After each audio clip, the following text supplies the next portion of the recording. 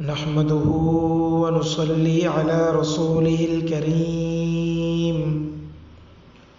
أما بعد فأعوذ بالله من الشيطان الرجيم بسم الله الرحمن الرحيم ومن شر حاسد إذا حسد صدق اللہ العظیم۔ اے پیغمبر صلی اللہ علیہ وآلہ وسلم، آپ فرما دیجئے کہ میں صبح کے رب کی پناہ چاہتا ہوں حاسد کی برائی سے جب وہ حسد کرے۔ حسد روحانی طور پر ایک انتہائی مہلک بیماری ہے۔ اس کی قباحت اور شناعت کو حضور صلی اللہ علیہ وآلہ وسلم نے مختلف احادیث میں مختلف اسلوب کے ساتھ بیان فرمایا ہے۔ قرآن پاک کی اس آیت مبارکہ میں بھی اللہ نے اپنے پیغمبر صلی اللہ علیہ وآلہ وسلم کو حکم فرمایا ہے کہ آپ حاسد کے حسد کی برائی سے اللہ کی پناہ مانگیں۔ اس سے آپ اندازہ لگائیں کہ حسد کتنی گندی اور بری بیماری ہے کہ خود اللہ نے اپنے نبی کو اس سے پناہ مانگنے کا حکم فرمایا ہے۔ حسد کے متعلق چند باتیں آج کے درس میں آپ حضرات کے سامنے بیان کروں گا۔ دعا ہے کہ اللہ رب العزت ہم سب کو اس موذی مرض سے محفوظ فرمائے۔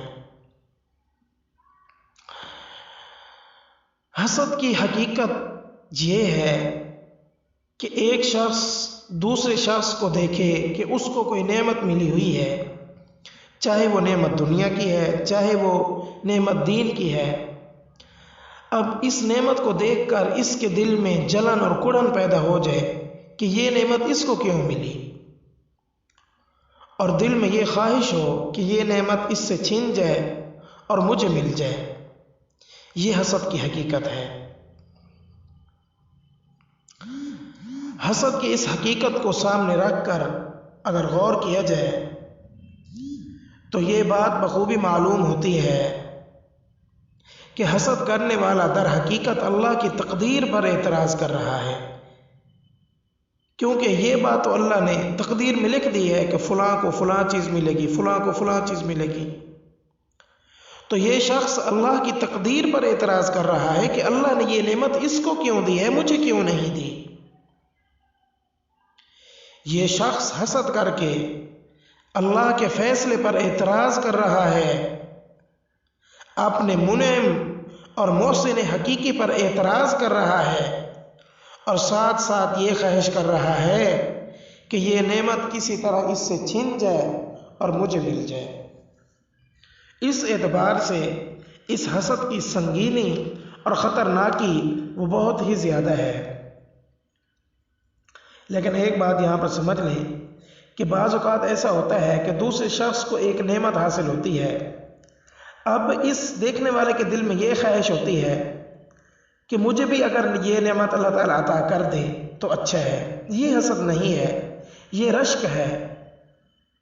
حسد اور چیز ہے، رشک اور چیز ہے۔ حسد کہتے ہیں کہ کسی کی نعمت کو دیکھ کر دل میں کڑن اور جلن پیدا ہو اور یہ احساس ہو جائے کہ اللہ نے یہ نعمت اسے کیوں دی ہے، اور آدمی کی یہ خواہش ہو کہ اس سے یہ نعمت چھن جائے اور مجھے مل جائے۔ یہ حسد ہے۔ اور اگر کسی کی اچھی بات کو دیکھ کر آدمی اس خواہش کا اظہار کرے دل میں کہ یا اللہ جیسے آپ نے یہ نعمت اس کو دی ہے اسی طرح مجھے بھی یہ نعمت عطا کیجیے، تو یہ تو رشک ہے، یہ جائز ہے۔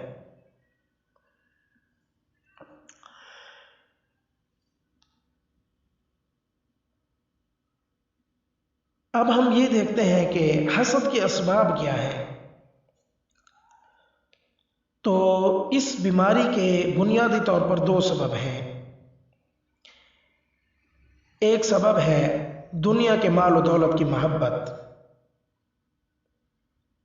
اور جاہ و منصب کی محبت، اس لیے انسان ہمیشہ یہ چاہتا ہے کہ میرا مرتبہ بلند رہے، میں سب سے اونچا رہوں۔ اس لیے اگر کوئی شخص دوسرا آگے بڑھنے کی کوشش کرتا ہے تو یہ اس کو گرانے کی فکر کرتا ہے۔ یہ حسد کا پہلا سبب ہے۔ اور حسد کا دوسرا سبب ہے بغض اور کینہ۔ مثلا کسی سے دل میں بغض اور کینہ پیدا ہو گیا تو اس بغض کے نتیجے میں اس کی راحت سے اب اس کو تکلیف ہوتی ہے، اس کی خوشی سے یہ غمگین ہو جاتا ہے۔ جب یہ دو باتیں دل کے اندر ہوں گی تو اس کے نتیجے میں لازماً حسد والی بیماری پیدا ہوگی۔ اور یہ حسد ایسی بری بیماری ہے جو انسان کو دنیا اور آخرت دونوں میں ہلاک کر دیتی ہے۔ اس کے ذریعے سے دنیا کا بھی نقصان ہوتا ہے اور آخرت کا بھی نقصان ہوتا ہے۔ اس لیے کہ جو شخص کسی سے حسد کرتا ہے وہ ہمیشہ تکلیف اور گھٹن میں رہتا ہے، کہ جب بھی اس کو دیکھے گا جس سے حسد ہے کہ وہ خوش ہے، یہ آدمی خواہ مخواہ کی تکلیف میں مبتلا ہو جائے گا اور دل میں رنج اور غم پیدا ہوگا، اور اس گھٹن اور ہر وقت کی اس ٹینشن اور پریشانی کے نتیجے میں وہ رفتہ رفتہ اپنی صحت کو بھی خراب کر دے گا۔ یہ تو اس کی دنیا کا نقصان ہے۔ آخرت کا نقصان یہ ہے جو ایک حدیث پاک میں حضور علیہ الصلوۃ والسلام نے بیان فرمایا ہے۔ حضرت ابو ہریرہ رضی اللہ تعالیٰ عنہ روایت کرتے ہیں کہ حضور صلی اللہ علیہ وآلہ وسلم نے ارشاد فرمایا، ایاکم والحسد فإن الحسد یأکل الحسنات کما تأکل النار الحطب، کہ اے لوگو حسد سے بچو، کیونکہ حسد نیکیوں کو ایسے کھا جاتا ہے جیسے آگ لکڑیوں کو جلا کر راکھ کر دیتی ہے۔ یہ اس کی آخرت کا نقصان ہے کہ حسد کے نتیجے میں انسان کی ساری نیکیاں جل کر ختم ہو جاتی ہیں۔ جب یہ نیکیاں انسان دنیا میں ہی اپنی ختم کر لے گا اس حسد والی بیماری کے ذریعے سے، تو آخرت میں اس کو بلند و بالا مقامات اور اعلیٰ رتبے کیسے ملیں گے؟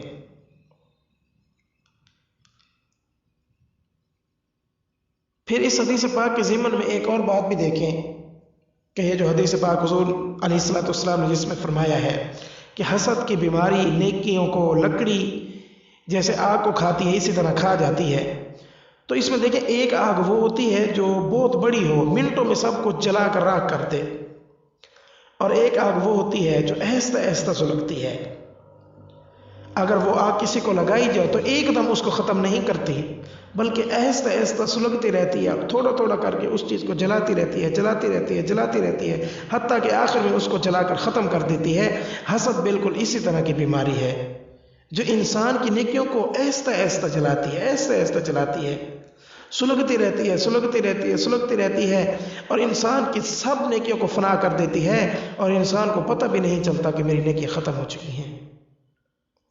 یہ آگ جو آہستہ آہستہ جلا رہی ہے، اس کی نیکیوں کو ختم کر رہی ہے، یہ اس آگ سے کئی گنا زیادہ خطرناک ہے جو منٹ میں سب کچھ جلا کر راکھ کر دے۔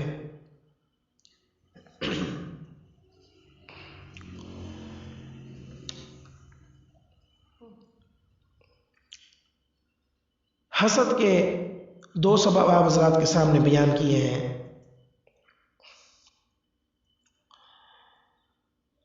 اب یہ بات سن لیں کہ اس حسد کا علاج کیا ہے۔ اس حسد کی بیماری کا علاج یہ ہے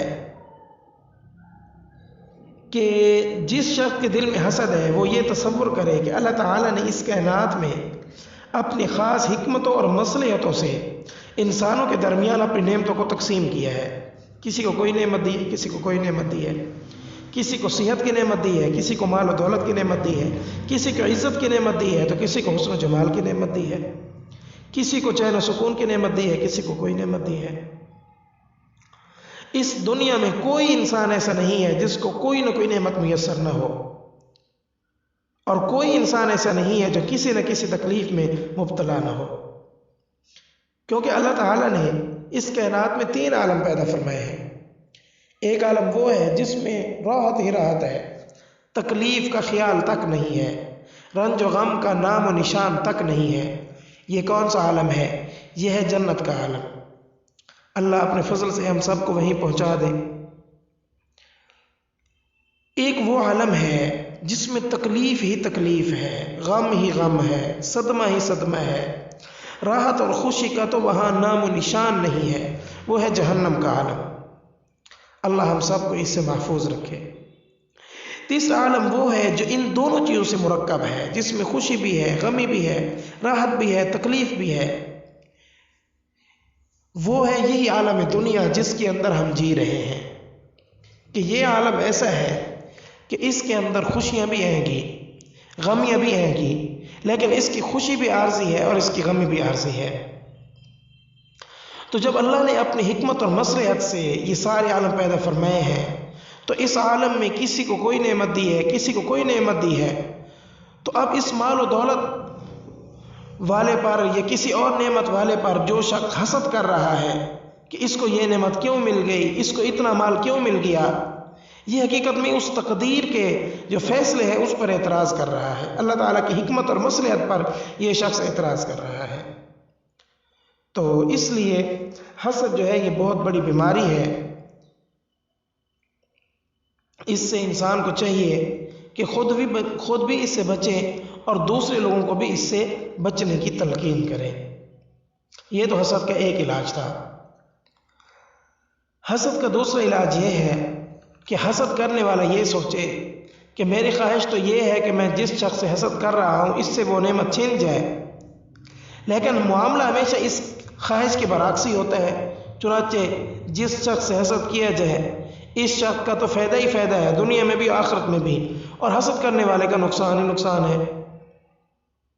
تو جب یہ بات انسان سوچے گا کہ میں جو اس حسد کر رہا ہوں، میرا حسد اس کو کوئی نقصان تو نہیں پہنچا سکتا، الٹا میرا ہی اپنا نقصان ہے، اس میں دنیا کا بھی نقصان ہے اور آخرت کا بھی نقصان ہے، تو جب انسان یہ بات سوچے گا تو پھر یہ حسد سے بچنے کی کوشش کرے گا کہ میں ایک ایسی چیز کو اپنے اندر کیوں پال رہا ہوں جس میں میرا کوئی فائدہ ہی نہیں ہے، الٹا نقصان ہی نقصان ہے۔ تو یہ بھی حسد کا ایک علاج ہے۔ اور اسی طرح حسد کا ایک علاج یہ بھی ہے کہ جس شخص سے انسان کو حسد ہے اس کے لیے انسان دعا کرے۔ یہ ہوگا تو بڑا مشکل کہ ایک اس سے حسد ہے اور دوسرا اس کے لیے دعا کر رہا ہے، یہ ہوگا تو بہت مشکل، لیکن انسان اگر دل پر پتھر رکھ کر اس پر عمل کرنا شروع کر دے تو یہ انشاءاللہ کوئی مشکل نہیں رہے گا۔ تو جب یہ انسان اس کے لیے دعا کرے گا کہ یا اللہ اس کی اس نعمت میں اضافہ فرما، تو ظاہر ہے کہ اس دعا کی برکت سے حسد آہستہ آہستہ اس کے دل سے نکلنا شروع ہو جائے گا۔ حسد کا ایک علاج یہ ہے کہ حسد کی جو بنیاد ہے، جو اس کے بنیادی طور پر دو اسباب ہیں جو میں نے آپ حضرات کے سامنے شروع میں بیان کیے تھے، ان اسباب سے بچنے کی کوشش کریں۔ اس کے دو اسباب کون سے ہیں؟ ایک ہے حب دنیا، دنیا کی محبت، اور دوسرا ہے بغض اور کینہ۔ یہ انسان ان دونوں چیزوں سے بچنے کی کوشش کرے تو انشاءاللہ اس کے نتیجے میں اس کے دل سے حسد جو ہے وہ رفتہ رفتہ ختم ہو جائے گا اور یہ انسان اس بیماری سے پاک ہو جائے گا۔ ان علاجوں کے ساتھ ساتھ جب بھی دل میں یہ کڑن پیدا ہو تو ساتھ ہی دل میں اس بات کا تصور کرے کہ یہ حسد کتنی بری چیز ہے اور میرے دل میں جو یہ کڑن پیدا ہو رہی ہے یہ کتنی بری ہے، اور یہ سوچے کہ مجھے نفس اور شیطان بہکا رہے ہیں، یہ میرے لیے عیب کی بات ہے۔ لہذا جب حسد کے خیال کے ساتھ ساتھ اس حسد کی برائی بھی دل میں آئے گی تو انشاءاللہ یہ حسد کی بیماری ختم ہو جائے گی۔ جو شخص حسد سے بچتا ہے اللہ رب العزت اس کو بہت زیادہ انعامات بھی عطا فرماتے ہیں۔ جیسے ایک حدیث پاک کے اندر آتا ہے، کسی کتاب میں پڑھی تھی کہ ایک روز ایک شخص حضور علیہ السلام کی خدمت میں حاضر ہوئے، عرض کیا کہ یا رسول اللہ صلی اللہ علیہ وسلم، میں نے ایک عجیب ماجرا دیکھا ہے کہ فلاں قبیلے میں ایک شخص کا انتقال ہوا، جب ہم نے اس کا جنازہ اٹھایا تو اس کا جنازہ ہمارے کندھوں سے علیحدہ ہو کر خود بخود چلنے لگا۔ اب ہمیں اس کی وجہ بتائیں کہ اس کی کیا وجہ تھی؟ حضور علیہ السلام نے فرمایا، معلوم ہوتا ہے کہ اس شخص میں دو چیزیں نہیں ہوں گی، ایک غرور اور دوسرا حسد، اس لیے اس کا جنازہ فرشتے اٹھا کر جا رہے ہوں گے۔ اس طرح ایک حدیث پاک ہے، حضرت عبداللہ بن عمرو بن العاص رضی اللہ تعالیٰ فرماتے ہیں کہ ایک مرتبہ ہم حضور کی خدمت میں بیٹھے ہوئے تھے، آپ نے فرمایا کہ ابھی جو شخص مسجد میں داخل ہوگا وہ جنتی ہے۔